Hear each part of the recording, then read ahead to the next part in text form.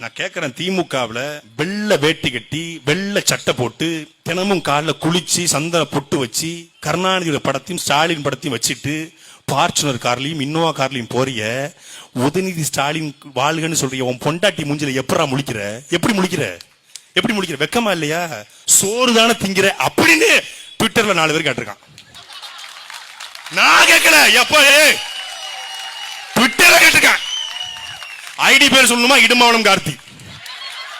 வெக்கமா இல்லையா, சோறு தான் திங்கிறியா அப்படின்ட்டு சீமானனை பார்த்து நம்ம சாட்டை துறைமுருகன் கேட்டார் அப்படின்னு சொல்லிட்டு சொல்லாமான என்னண்ணே இது, உங்கள் அண்ணனை நீயே சொன்ன மாதிரி ஆகி போச்சானே. அதாவது நீங்களாம் இப்படி உள்ளே பேசி வச்சுப்பீங்களோ தம்பி, நான் வந்து இப்படி பண்ணுவேன், அப்படி பேசுகிற மாதிரி பேசணும், நாளைக்கு ஃப்யூச்சரில் நீ பேசுகிறது வந்து நமக்கு அப்படி செட் ஆகிற மாதிரி பேசணும்னு சொல்லிட்டு சொல்லி வச்சு பேசுவீங்களா? எப்படி கேவலமாக பேசுகிறீங்க. பிஜேபி கூட போகிறவனா பிஜேபி மாதிரி இருக்கிற கேவலமான கட்சி, அந்த கட்சியில் இருக்கிறவன்லாம் கேவலமான மாதிரி உட்காந்து பேசுனது சாட்டை துரைமுருகன் அவர்கள் தான். அதுக்கப்புறம் பார்த்தீங்கன்னா அண்ணன் பிஜேபி மேடையில் உட்காந்து இருந்துட்டு கொள்கை கோட்பாடெல்லாம் மாறும், எப்போனாலும் மாற, ஏன் எங்கள் மாமனார் நயினார் நாகேந்திரன் மாறலையா, எங்கள் மாமா அப்படி தானே கொள்கை வேறுபட்ட ஏடிஎம்கேலேருந்து இங்கே பிஜேபிக்கு வரலையான்னு உட்காந்துட்டு முட்டு கொடுத்துட்ருக்காரு உங்கள் அண்ணன். சரி ஓகே, அது மட்டுமா பண்ணார்? வெக்கமே இல்லாமல் இருந்துட்டு எப்படா உன் பொண்டாட்டி மூஞ்சில் முழிப்பாங்கன்னு ட்விட்டரில் 4 பேர் கேட்டான்டா. ஏன்டா உனக்கு வெக்கம் இல்லையாடா? அவ்வளோ தைரியமான ஆளாக இருந்தால் பல கேஸாக பார்த்துருக்கோம், என்னையே பார்த்துருக்கோன்னு உட்காந்து உருட்ட தெரியுது இல்லை? அப்படிப்பட்ட கேஸாக இருந்தால் நான் தாண்டா சொல்கிறேன் அப்படின்னு சொல்லிட்டு சொல்ல தெரில. ட்விட்டரில் 4 பேர் கேட்டிருக்கேன் அப்படின்னு சொல்லிட்டு சொல்கிறியே. இப்போ உங்கள் நொன்னை போய் அப்பப்போ புகழ் பாடிட்டு இருக்காரு. அது எப்படி பாடிட்டு இருக்காரு? உங்கள் நொன்னனுக்கு தான் இதை சொன்னீங்களா? எப்படி உங்கள் நொன்னெல்லாம் மூஞ்சில் முழிக்கிறாங்க? அதை நான் ஓப்பனாக கேட்கல. கீழே காம்பினேஷனில் 4 பேர் ஓப்பனாக கேட்டுருவாங்க. அதை பார்த்து படிச்சுக்கடா ஷார்ட் டைம் அவனை.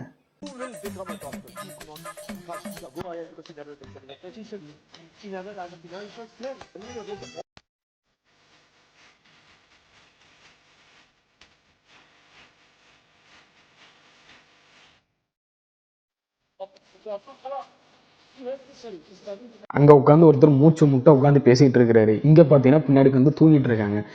இங்கே தான் தூங்குறாங்கன்னு பார்த்தீங்கன்னா அங்கே போயும் தூங்கிட்டு இருக்கிறாங்க. ஏன்னா கடைசி வரைக்கும் நீங்கள் உட்காந்துக்கிட்டு இங்கே என்ன பிரச்சனைனே உட்காந்து பேச மாட்டீங்களா? உங்களுக்கெல்லாம் ஓட்டை போட்டு குத்தி இங்கே அனுப்பி விட்டா நீங்கள் அங்கே வந்து தூங்கிட்டு இருக்கிறீங்க. அது வந்து என்ன நினச்சிட்டு இருக்கிறீங்க? நாடாளுமன்ற சபையா இல்லைன்னா இங்கே சட்டமன்றத்துலையும் இதே தான் பண்ணுறீங்க, நாடாளுமன்றத்துலையும் அதான் பண்ணுறீங்க. கடைசியில் பார்க்க போனீங்கன்னா தூங்குற வீட்டில் தூங்க மாட்டானோ போல இவனுங்க. இங்கே வந்துட்டு தான் இங்கேருந்து நல்லா படுத்து தூங்கிக்கிட்டு அங்கே ஒருத்தர் வீர வசனம் நான்லாம் பார்த்துருவோம் ஆச்சு போச்சுன்னு சொல்லிட்டு இப்படியே கடந்து உருட்டி கட்டி தூங்கினார். இங்கே இவர் இப்படியே படுத்து தூங்கிட்டு இருக்கிறாரு. கடைசி வரைக்கும் தூங்குங்க, உங்களுக்கு அதுதான் மிச்சம். எனக்கு தெரிஞ்சு வர்ற எலெக்ஷனில் இதையும் பிடிங்கிட்டு விட்டாங்கன்னா தூங்குறதுக்கு இடம் கிடைக்காம போயிருமோன்ட்டு டவுட்டாக இருக்குது எனக்கு. நீங்கள் என்ன நினைக்கிறீங்க?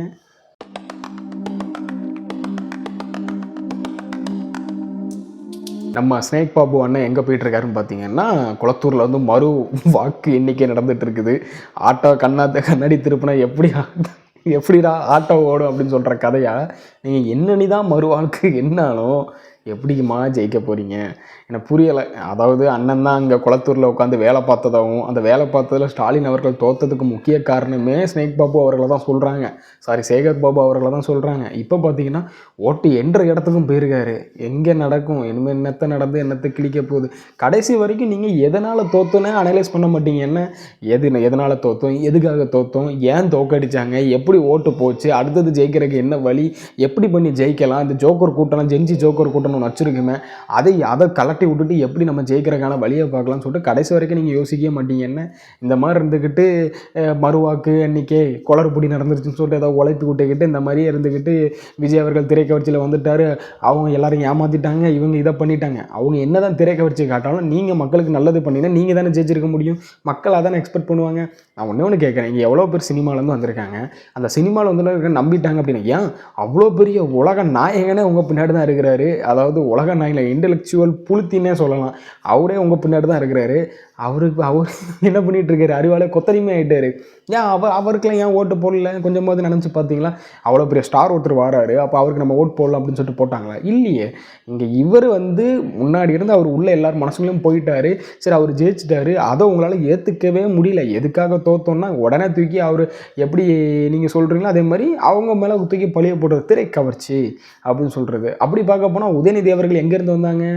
ப்ரொடியூஸ் பண்ணார், படத்தில் நடித்தார், 4 பேர் மத்தியில் தெரிய ஆரம்பித்தார். இவர் படத்தில் நடித்ததுக்கப்புறம் தான் கருணாநிதியோட பேரன் அவர்கள் வந்து நடிக்கிறாரு, இதான் கலைஞரோட பேரன் அப்படின்னு சொல்லிட்டு அத்தனை பேர் மூஞ்சிலையும் தெரிய ஆரம்பித்து தான் நீங்கள் இந்த அரசியலுக்குள்ளே அவரை கூப்பிட்டு வந்தீங்க.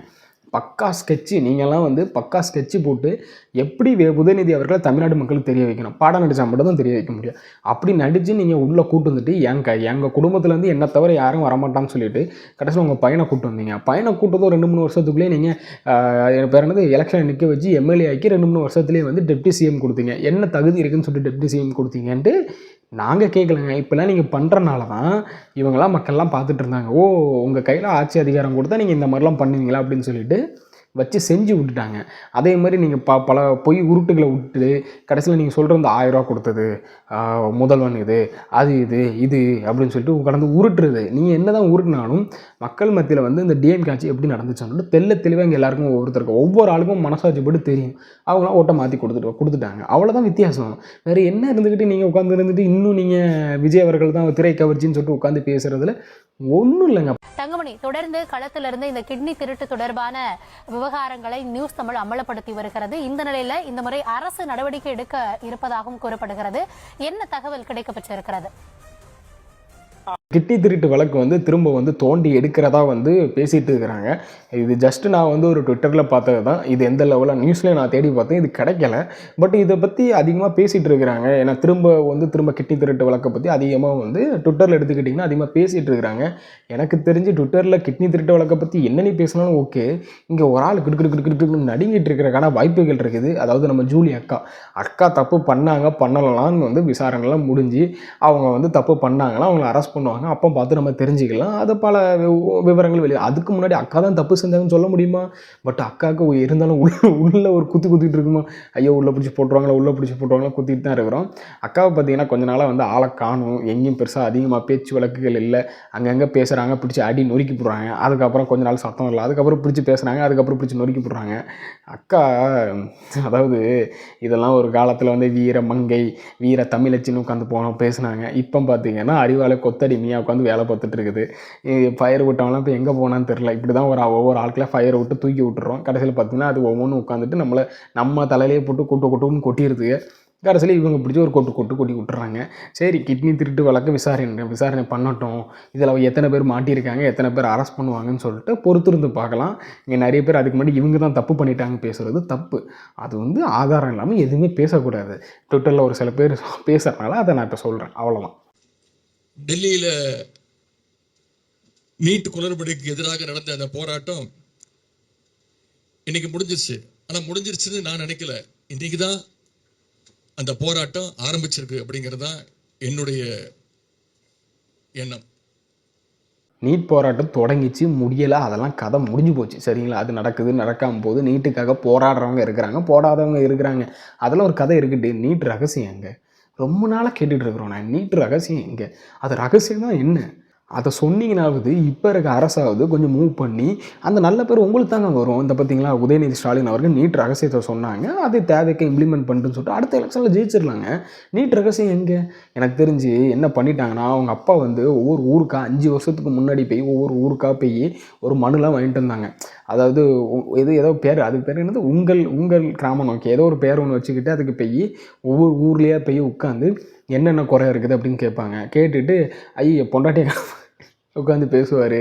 இந்த மாதிரி உட்காந்து பல காமெடி வேலைகள்லாம் அப்போ நடந்துச்சு. அப்போ என்னென்னா, ஒவ்வொரு ஊரில் போய் மனுக்கள் வாங்கிட்டு அந்த மனுக்கள் வச்சுருந்தாங்க பார்த்தீங்களா. அந்த மனுக்கள் என்ன ஆச்சுன்னு தெரியல. நான் ஆட்சிக்கு வந்தோன்னா அதெல்லாம் நிறைவேற்றுவேன் அப்படின்னு சொன்னாங்க. அது என்ன ஆகி போச்சுன்னா, அந்த பெட்டியோட சாவி எங்கே தொலைஞ்சு போச்சான்னு தெரில. உடைக்கிறக்க மாச்சை போட்டு அது குழி தோண்டி புதைச்சிட்டாங்கன்னு நினைக்கிறேன். அது கூட சேர்ந்து இந்த நீட் ரகசியத்தையும் புதைச்சிட்டாங்கன்னு நினைக்கிறேன். இன்னும் அந்த சாவியை கடந்து தேடிட்டு இருக்கிறாங்க, எங்கே தான் அந்த சாவி இருக்குது அப்படின்னு சொல்லிட்டு. கரெக்டான உங்கள் கொத்தடிமைகளோட நல்ல முட்டு கொடுக்குறேன்னா அப்போனா பார்த்துடுங்க. அதாவது நீட்டை பற்றி பேசுகிறதுக்கு இந்த டிஎம்கேக்கு துளி அளவு தகுதி கிடையாது. தகுதி இருக்கிற கட்சிகள் பேசலாம், தகுதி இருக்கிற நபர்கள் பேசலாம், பொதுமக்கள் பேசலாம், யாருனாலும் பேசலாம். இந்த டிஎம்கே பேசுகிறதுக்கு துளி அளவு தகுதி இல்லை. நீட்டுக்காக இப்போ ப்ரொட்டஸ்ட் நடக்கும்போதில் தனிப்பட்ட முறையில் மாணவர்கள் அமைப்பு யாராவது ஒருத்தங்க போராட்டம் நடத்திட்டு இருக்காங்கன்னு வச்சுக்கலாம், பொதுமக்கள் யாராவது போராட்டம் நடத்திட்டு இருக்கிறாங்க, ஒரு சில பேர் நீட்டு வேணான்னு சொல்லிட்டு போராட்டம் பண்ணிட்டு இருக்காங்கன்னு வச்சுக்கலாம். அங்கே என்ன பண்ணிட்டு இருக்காங்கன்னா, அங்கே என்ன 3 டிமாண்ட் வச்சாங்களோ இவங்களும் அதான் வைக்கிறாங்கன்னு வச்சுக்கலாம். இவங்க உள்ளே போய் நாங்கள் நீட்டே வேணாம்னு சொல்கிறோன்னு சொல்லிட்டு அது ஒரு அரசியல் மேடை சித்தரித்தது இவங்க மட்டும்தான். அது டிஎம்கே முன்னெடுத்த மாதிரி ஒரு பிம்பத்தை செட் பண்ணது அந்த டிஎம்கே தான். அப்போது எங்கே நீங்கள் ஸ்டிக்கர் விட்றீங்கன்னு நல்லாவே புரியுதா? இன்னொருத்தன் கடந்து முக்கி திணறி உட்காந்து போராட்டம் பண்ணி அடிபட்டு மிதிப்பட்டு பண்ணிகிட்டு இருப்பாங்களாம். இவங்க வந்து நோகாமல் கும்பிட்றதுக்கு உள்ளே பெருந்துட்டு இந்த பற்றிலாம் நாங்கள் தான் நடத்திட்டு இருக்கோம் அப்படின்னு சொல்லிட்டு உட்காந்துட்டு இருந்துக்கிட்டு கொஞ்சம் நல்லா ஃபயர் விட்டுட்டு இருக்கிறாங்க. இந்த பற்றிலாம் டிஎம்கே நீட்டுக்காக எவ்வளோ போராட்டத்தை பார்த்தீங்களா, அது பண்ணுறது பார்த்தீங்களா, இது பண்ணுறது பார்த்தீங்களா உட்காந்து பேசிகிட்டு இருக்காங்க. கடைசி வரைக்கும் நீங்கள் மக்களுக்காக ஒரு நாளும் நீங்கள் போராட்டம் மாதிரியே தெரிலங்க. நீங்கள் கடைசி வரைக்கும் அப்படி பில்டப்பே காமிச்சிட்டுங்க. பார்த்தீங்களா, நாங்கள் இதை பண்ணிட்டோம் அதை பண்ணிட்டோம் ஒரு லிஸ்ட் எடுத்து போடுறானுங்க. டிஎம்கே நீட்டுக்கு எவ்வளோ நாள் நாங்கள் போராடி இருக்கோம் பார்த்தீங்கன்னா, நீ போராடி என்னடா பண்ணீங்க? நீங்கள் தானே நீட்டை ஒழிப்புன்னு சொன்னீங்க, நீட்டு வந்த முதல் கையெழுத்துன்னு சொன்னீங்க, நீட்டு ரகசியம் கிட்ட இருக்குன்னு சொல்லிட்டு 5 வருஷத்துக்கு முன்னாடி இதை பிரச்சாரம் பண்ணி தானே நீங்கள் ஆட்சிக்கு வந்தீங்க. நீங்கள் என்ன கிழிச்சிங்க அப்படின்னு கேட்டால் பதில் சொல்ல மாட்டேங்கானுங்க. நாங்கள் நீட்டுக்காக என்ன பண்ணோம், நீங்கள் என்ன பண்ணீங்க அப்படின்னு கேட்குறாங்க. கேட்டால் நான் நீங்கன்னு இப்போ கேட்காதீங்களா, நான் எந்த கட்சியும் சார்ந்து நான் பேசலை, எந்த கட்சியிலேருந்து நான் பேசலை, காமன் மேனாக நான் கேட்குறேன். அதுக்கு பதில் சொல்லுங்கன்னு சொன்னால் நீ எங்கேயே வேறு இவன்கிட்ட காசு வாங்கிட்டீங்க, நீ அவனுக்கு மட்டும் கொடுத்துட்ருக்க, நீ இவனுக்கு மட்டும் கொடுத்துருக்கா. காமனாக ஒரு கொஸ்டின் கேட்குறதுக்கு அதுக்கு பதில் கிடையாது. அதுக்கு பதிலாக நம்ம அப்படி கேட்டானே நீ அணில், நீ ஆமை, நீ வந்து இந்த இப்போ ஆரம்பித்த புதுசாக தனுசு கட்சின்னு சொல்லிடுவானுங்க. இந்த மாதிரி உட்காந்துக்கிட்டு அடுத்தவனை தான் சொல்லுவானே தவிர இவன் வாயிலேருந்து பதில் வராது. கேட்டால் நம்மளை தற்குறின்னு சொல்லுவான். அவ்வளோதான், நீங்கள் தான்டா தற்குறியாக இருக்கிறீங்க அப்படின்னு சொல்லிடுவான். கேட்கணுன்னா நிறைய கேட்கலாம் ப்ரோ, சரி ஓகே அப்படின்னு சொல்லிட்டு விட்டுட்டு இருந்தா நீங்கள் இன்னும் புளுத்தி மாதிரி பண்ணிட்டு இருக்கீங்க. சரி பார்க்கலாம். இந்த சீ மாறும் போது முதல்ல சீனே வருது.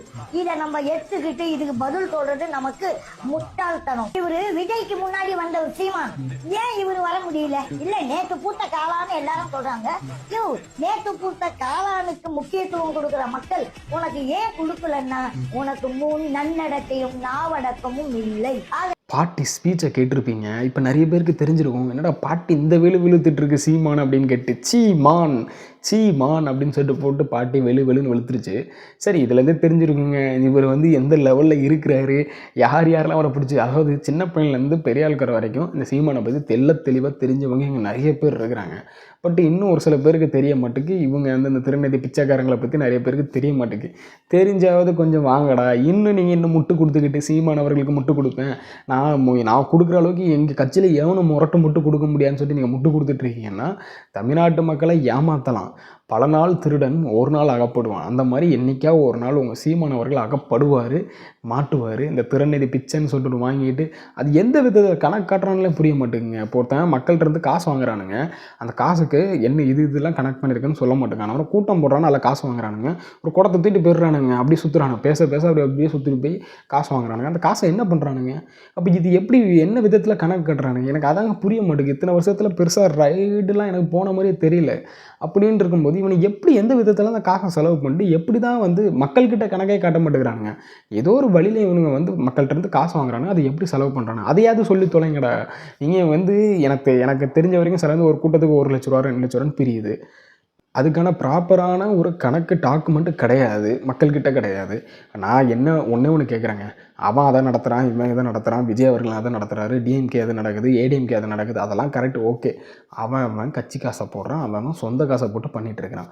நீங்கள் மக்கள்கிட்ட இருந்தால் வாங்கி நீங்கள் உங்கள் கட்சியை நடத்துகிறீங்க, உங்கள் பொழப்பை ஓட்டுறீங்க. அப்போ நான் உங்ககிட்ட தானே கேட்க முடியும். மக்கள் காசை ஒருத்தன் வாங்கி மக்கள் செலவு பண்ணுறான்னா மக்கள்கிட்ட ப்ராப்பரான ஒரு கணக்கை காட்ட முடியலன்னா அப்போ அவன் யார்? பிச்சைக்காரனாக தான் இருக்கிறான். நீயே பிச்சைக்காரன் தான் சொல்லியிருக்கா. கணக்காட்டோம்னா திருடன் தானே, திருநெதி திருடர்கள் அப்படின்னு தானே சொல்ல முடியும். அப்போ அதை கணக்கை காட்டுங்க அப்படின்னு சொல்லி கணக்கை கரெக்டாக காமிச்சிருந்தப்போ ஒரு சீமான மாதிரி நியாயமான எவனும் கிடையாதுன்னு சொல்லிட்டு போயிடலாம். மக்கள்கிட்ட காசை வாங்குற கரெக்டான ஒரு கணக்கை இது பண்ணுறாங்க, முடிச்சிட்டாங்கன்னு சொல்லிட்டு போயிடலாம். இதெல்லாம் பார்த்தீங்கன்னா நம்ம பாலா அவர்கள் ஒருத்தர் நல்லா ஹெல்ப் பண்ணிட்டு இருந்தார்.